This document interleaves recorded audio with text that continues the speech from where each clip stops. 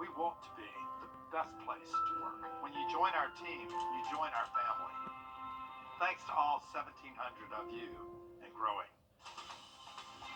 Live from Augusta, you're watching News 12 live at 5.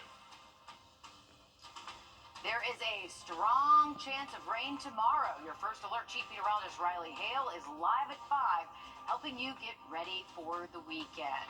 Good evening, I'm Meredith Anderson. Before we get to Riley, we are more than 45 days removed from Hurricane Helene. That means we are closer to that 90-day deadline from FEMA to have all the debris picked up. Columbia County leaders say so far, crews have picked up 928,000 cubic yards of debris. In Augusta, that number is 1.1 million cubic yards, which has only grown since Mayor Garnett Johnson posted it on Facebook yesterday. Your Sydney Hood has been out all day in Richmond and Columbia counties, checking on the people and the progress. Sydney. Meredith, in both counties, there are so many neighborhoods I drove through that still look like lumber yards. Just take a look around me. This is off of Almond Road in Augusta, and you can see behind me just the piles of debris, and then you can see one of those haul units kind of back here behind me picking up the debris. Augusta says they have more than 120 of these units running across the city, and just up here on the hill, they have about 61 of these units stationed. But I mean, that just goes to show you the magnitude of damage people and neighbors around here experienced from Hurricane Helene. So many neighbors I spoke to said they've never seen anything like this before, and these are neighbors that have lived around here for 10, 20, some of them told me 50 years they've lived around here, and they have never seen anything like this before. Now, progress is being made, but some neighbors are just facing the fact that this is their new normal until they can get all of it picked up. I'll have to deal with it, and everybody's helping everybody, and you know, if you need something, you call your neighbor. I mean, here we're very close and very supportive of each other, and so I know I can call on a neighbor if I need something. And then if you notice in that video we just showed you, some of these debris piles are stacked extremely high, like higher, taller than the average person, just to kind of give you an idea of how high these piles are stacked. And that's a concern for some neighbors that I spoke to today. We'll share why that is for you coming up all new tonight on News 12 at 6 o'clock. Oh, yeah, we've all gotten used to it by now, but just because we're used to it doesn't mean that it is not dangerous. Thanks for that update, Sydney. We did not forget about the city of Aiken's efforts either. Officials say they are working on Stratford Hall, Spring Stone, and River Bluff Road. They say contractors are in the Calmia Hill, Highland Park, and Westcliff neighborhoods. Crews are only removing storm debris. Bag debris that is not being picked up right now. Coming up at 5:30, we'll hear from your Kennedy Payne about how those debris piles are impacting fire crews as well. And crews continuing to work tomorrow. They may not have the help of the weather because of the rain. Right, Riley?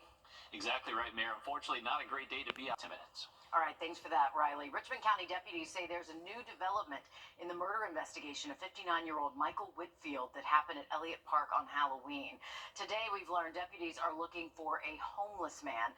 They say 43-year-old Alvarez Anderson is wanted for questioning, adding he's usually around the areas of Peach Orchard Road and Lumpkin Road. Deputies are hoping someone watching right now knows where he is and will give them a call. You can remain anonymous. Authorities do have a suspect in custody, charging him with murder. That man is on your screen, DeMarcus Thomas. He is accused of killing Whitfield on Halloween morning by beating him after trying to rob him. The coroner says Whitfield's autopsy has been scheduled, but no word yet on any other details. Burke County deputies have arrested 3 people in an ongoing sexual assault investigation, this one involving a juvenile. Tommy Gilliam and Amanda Wilkes were both arrested at a home yesterday. Investigators say Mark Snell was also arrested at a different home in connection to this investigation. The Burke County Sheriff's Office says more charges could be coming. The Edgefield County coroner identified a 52-year-old woman killed in a crash last weekend, the same one where several other people were hurt. Rupal Patel, who's from Aiken, was killed in the 2-vehicle crash at Plum Branch Road and Morgan Bussey Road on Sunday. Authorities say a van was heading east on Morgan Bussey Road when a van ran a stop sign and a Camry slammed into it. The driver of the Camry and 2 passengers in it were taken to the hospital. The driver of the van died, and its 7 passengers were taken to the hospital. Senators John Ossoff and Mark Ross. First responders were honored this morning in Columbia County by the Exchange Club.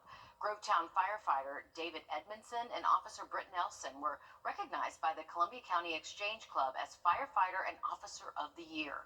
The event honored first responders who've been even more notable after Hurricane Helene. We spoke with Edmondson about the event and what a firefighter means to him. Being able to help somebody when they call 911, they're like at their last bit of hope, and being able to go in and try to make their bad situation better. We can't fix all bad situations, but we can at least try to make them better. Part of his advice to new firefighters that the good days outweigh the bad ones, and he says the better days outshine the worst. Certain South Carolinians who suffered damage or lost income from Hurricane Helene can now apply for help with their grocery bills. The federal government estimates around 350,000 households could be eligible for the Disaster Supplemental Nutrition Assistance Program, or DSNAP. Your State House reporter Mary Green explains who's eligible and how this assistance can really help. The first big thing to know is that you cannot receive DSNAP if you're already enrolled in SNAP, what used to be known as the Food Stamps Program.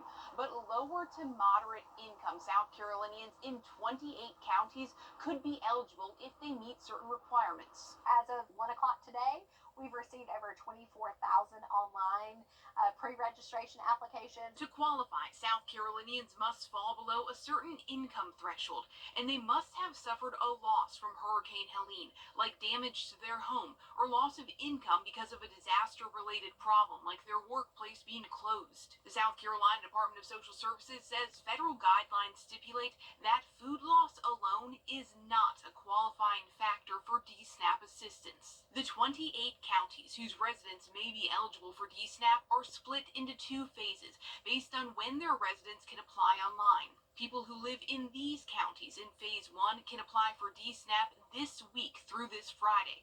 People living in Phase 2 counties can do so next week.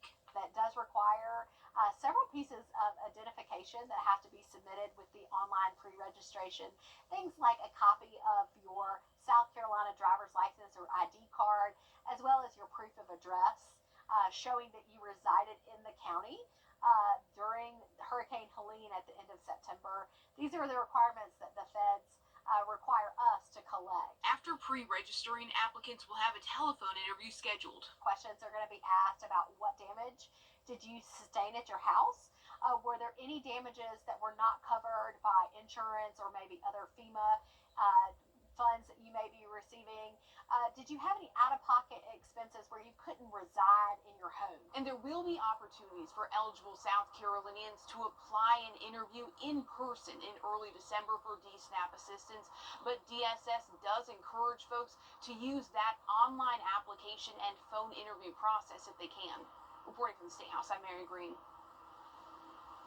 People who are approved will receive a card, like a debit card, which they can use to purchase food at authorized SNAP retailers. DSS says that they should get those cards in the mail about 3 days or so after their approval, and then those benefits will expire if they are not used for 9 months. The second and final James Brown Turkey Giveaway registration is happening Saturday at May Park in Augusta. The sign-up is from 9 to 11 in the morning. Golden Harvest Food Bank helped out with the food. To register, you do need to bring your ID and a power bill or lease agreement. Nature trails hit hard by Hurricane Helene. How a local group is helping to get them up and running in just a moment. Riley? Great group of volunteers right there. And if you are going to be out tomorrow, unfortunately, we are bringing in some rainfall. I have an update on the forecast just after break. Time and Temp, brought to you by your First Alert weather team.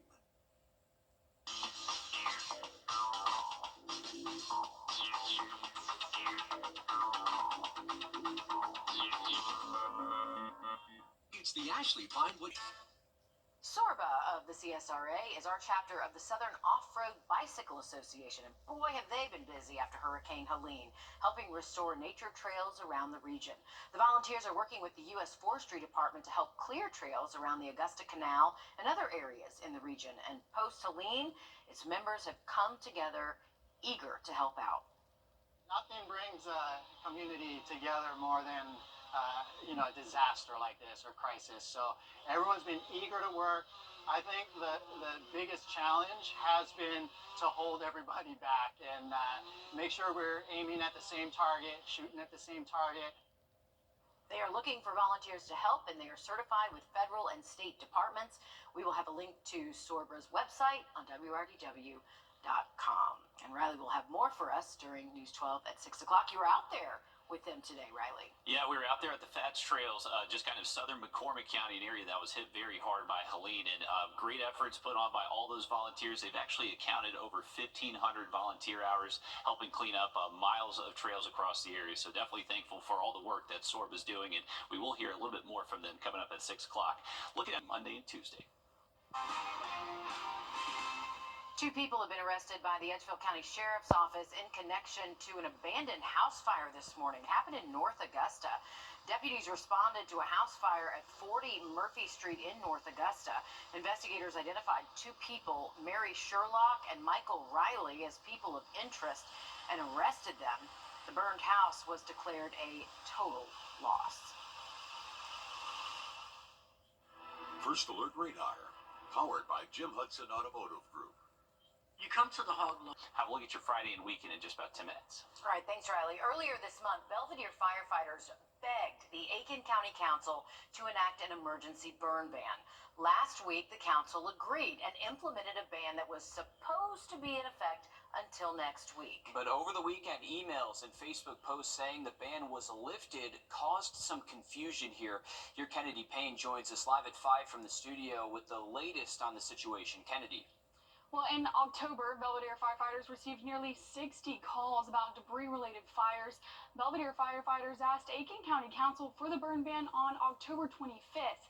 Aiken County Council met November 4th and voted to pass the ban. The ordinance says the ban will remain in place until November 19th.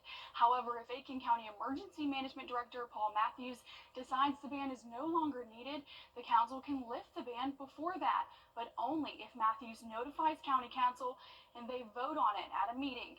Neither of those things happened, but fire chiefs in Aiken County found out from the Chiefs Association Saturday the ban had been rescinded. Matthews also told me that, but when we spoke to Gary Bunker, the Aiken County Council chairman, he wasn't aware of any of this, and now firefighters have a lot of questions.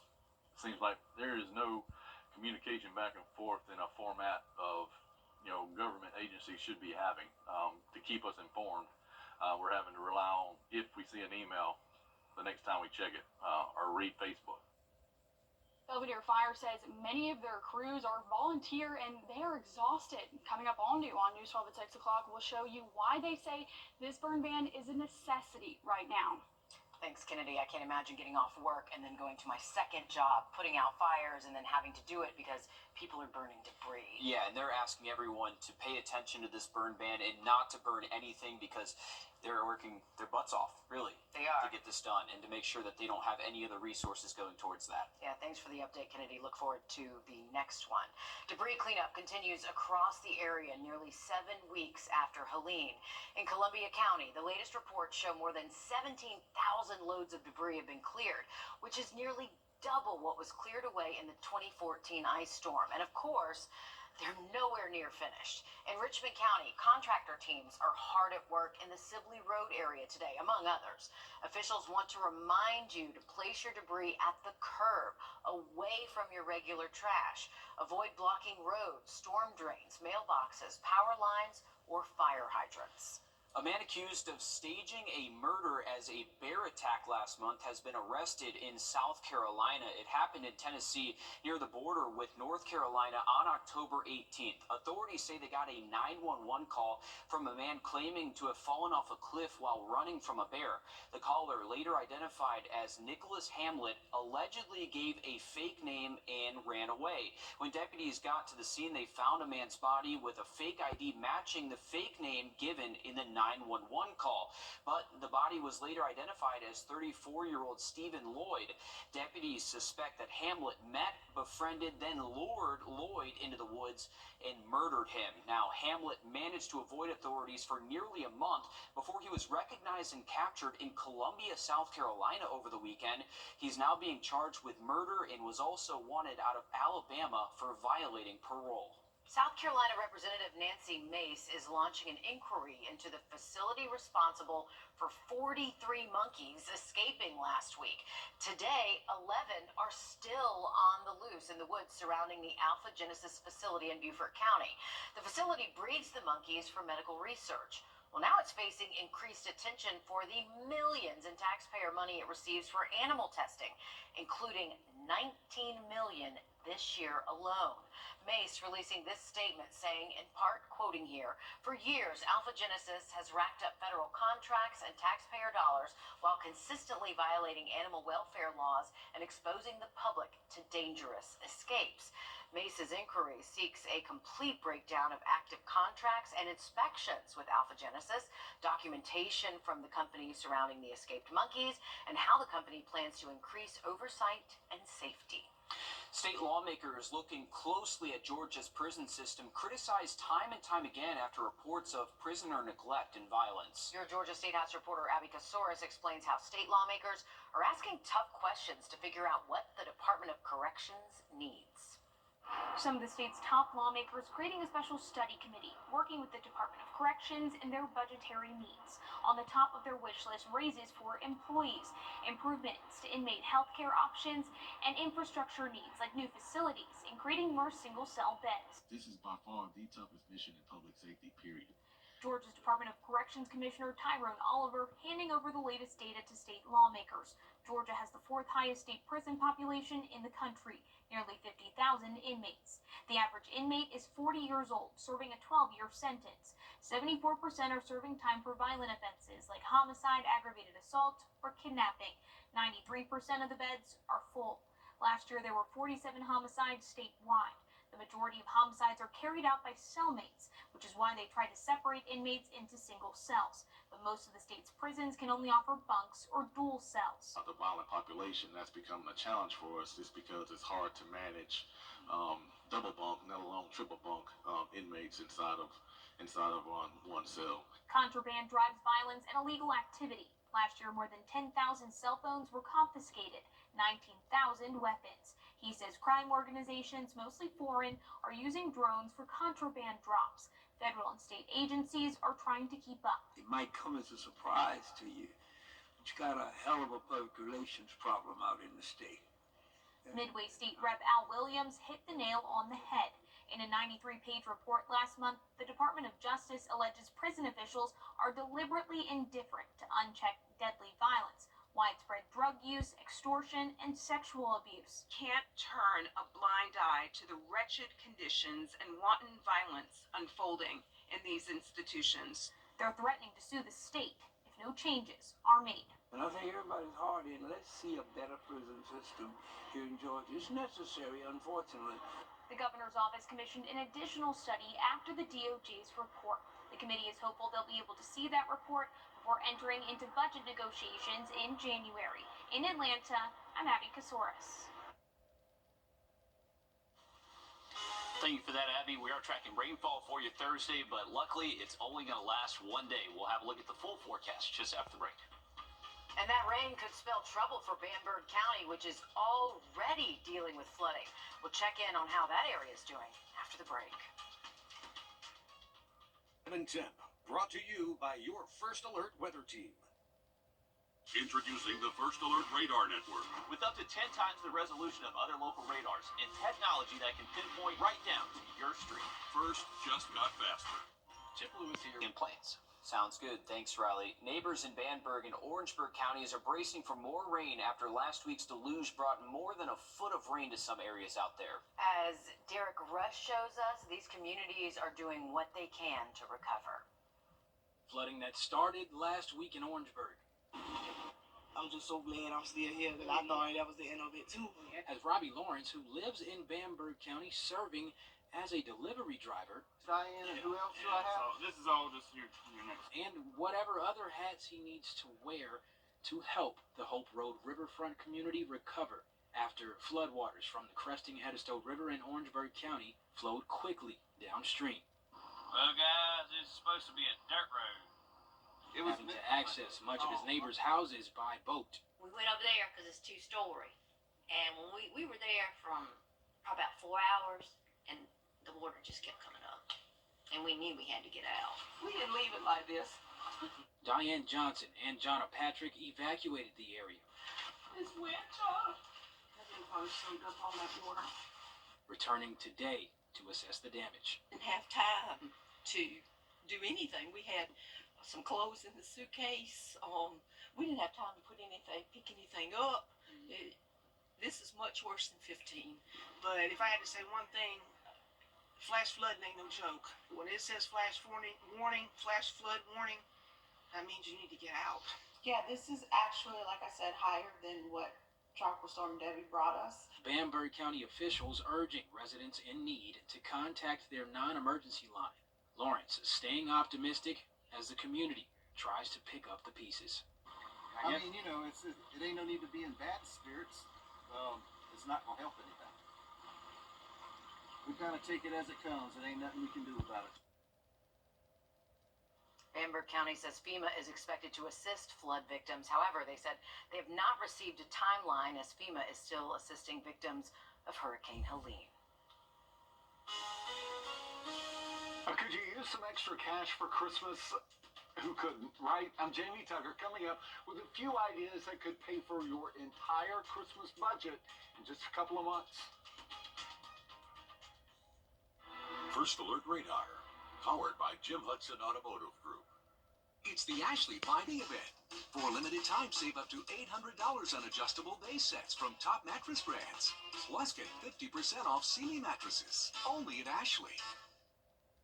Black Friday and Cyber Monday are only about 2 weeks away, so if you haven't started thinking about holiday shopping, Why'd you look at me? now is the time. I already started today, I'll have you know. Wow. Maybe. This is Maybe. Yeah, you usually start like what, the Christmas The Eve? week before Christmas is usually the best time, as all the guys know. I mean, it's the best time. That's all the guys know. Well, all right. Well, it's also a good time to look for extra money to pay for all those Christmas gifts. Your consumer tech reporter, Jamie Tucker, takes a look at some ideas to make $100 or more in time for Christmas. What the Tech, sponsored by Augusta Preparatory Day School. There's nothing wrong with making a lot of money very, very fast as long as it's legitimate and legal. And these ideas could pay for your entire Christmas budget in your spare time online. Selling items on Facebook Marketplace is your best bet. That old lamp you never use, someone will pay $10 for it, maybe $75. Furniture, artwork, clothing, and instruments sell fast if priced right. You could also flip items you find at thrift stores. Poshmark and The Real are apps to sell high-end clothing items. Take a few photos and add some details. The apps take care of shipping. Popular items this time of year are party dresses and shoes for Christmas and New Year's Eve. If you've got skills in graphic design, advertise them on the apps Fiverr and Upwork. Entrepreneurs and companies are always looking for someone who can create art and logos for projects. And if you're good at numbers, companies are always looking for someone to help with end-of-the-year budgets and planning. And some of these jobs pay really well. Online surveys are hit and miss. Some claim to earn enough to give gift cards to everyone on their list, but I found it takes an awfully long time to earn anything. I spent over 2 hours answering surveys only to earn a few bucks. Some claim playing video games earn well, but those too take a long time and they're rarely entertaining. And another way to save money is by pausing some of your streaming subscriptions. I could save somewhere between $10 and $20 a month. You can always turn those back on after you pay for your credit card bills in January. That's What the Tech. I'm Jamie Tucker. Plans for a surf park in South Carolina are moving forward. SurfWorks announced its goal of coming to Broadway at the beach in Myrtle Beach, that is near the Ripley's Aquarium. SurfWorks uses technology to create what it calls a wave garden, or artificial waves, meaning surfers can enjoy the perfect wave every time. It is also great for people wanting to learn the sport, the company says. The company company has 8 surf parks around the world, boasting more than 200,000 visitors per year. This would be the company's first U.S. location. The goal is to have it open in 2027. That sounds pretty cool. I know, doesn't that look fun? It does. Well, basketball season is on the horizon for many of our area teams. Aiken County basketball programs hosted a media day over at North Augusta.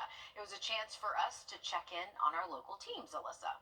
Yeah, we have new regions, schedule changes, coaching changes, you name it. It was brought up this afternoon. A major shift in the landscape comes from our Region 4 4A teams. So Aiken, South Aiken, North Augusta, and Midland Valley. This season, those teams within Region 4 4A will play almost double the number of region games that they've had to play in the past. This season, they each play 8 region games. They'll now play 14. That is because their region went from 5 teams to 8. They play each team twice, like Brooklyn Casey and Gray Collegiate. They're excited to face some new teams. New challenges, new teams. It's going to be very fun this season to compete with Gray Collegiate and Gilbert and Brooklyn Casey. You know, it's going to be big schools, but we're going to compete. Gray Collegiate, we're playing them because they're new to the region, so it's going to be different, and they have a lot of good players. So we like competition a lot. Okay, so everybody on board with Gray Collegiate coming inside the region. Outside of region play, Midland Valley boys basketball and Silver Bluff girls basketball are under new leadership. We'll tell you more about that in the next half hour. Stay with us. We'll be right back after this. What's the big secret insurance companies don't want you to know? After an accident, people who hire an experienced law firm make more money than those who don't. Don't wait. Call me right now. It is official. Zoo Atlanta's baby sloth has a name. Meet Rolo. The infant Hoffman's two-toed sloth was born August 9th to Nutella and Coco. So the name does make a little bit Makes more sense, yeah. Rolo is the pair's second baby and the first male sloth born at the zoo. And Zoo Atlanta let people submit their ideas for what the baby should be named, and say more than 2,000 submissions were made. Next time you're at the zoo, you can keep an eye out for Rolo. He's in the Brazilian outpost section. I wonder what some of the other names were that were close to the top. I don't know. I think it's funny We need that to they're find all that out. going with like chocolate and caramel. Yeah, I was about to say, going with the cocoa Nutella theme. Looks like a Rolo. Yeah. Peanut would have been a good one. Yeah, some of those. But hey, Rolo fits him. He looks like a Rolo, and hopefully has a good life there at Zoo Atlanta. Hey, we got a beautiful night on tap. Cloud cover moving in. We are expecting to stay dry until we get to early tomorrow morning. So if you are heading out this evening, no need for the rain here. Temps right now at 60. It is going to be cooling off into the 50s here, and then take a look at tomorrow morning. This is the rain that's going to be in store for us, starting early into the day, lasting on and off into the afternoon. But luckily, much drier Friday and into the weekend. All right, thanks, Riley. Stick with us. Much more news, weather, and sports coming up after a short break on News 12 at 6 o'clock.